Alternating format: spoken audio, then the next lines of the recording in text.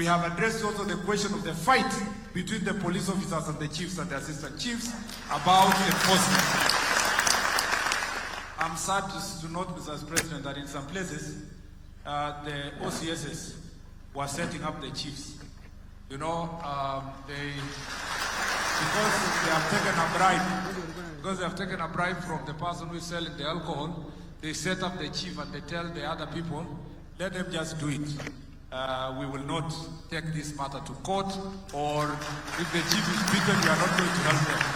So some of the chiefs are failing a lot of threats. That's why they are asking you, Mr. President, if you can help them. We operationalize GAPU, National Government Administration Police Unit, to be able to solve this issue. Because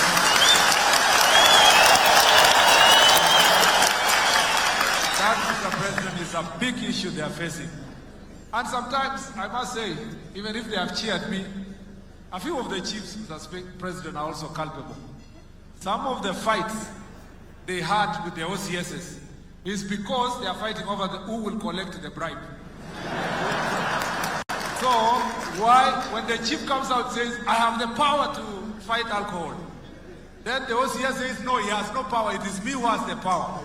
And the only reason is because they want to know who will be bribed by the people who are selling this alcohol. We have told them in uncertain terms, Mr. President, that they must work together in a team, and that is why we are having Jukwaa la Usalama to bring these people together so that they can work as a team. And since then, we have been able to make great progress to ensure that they work together as a team.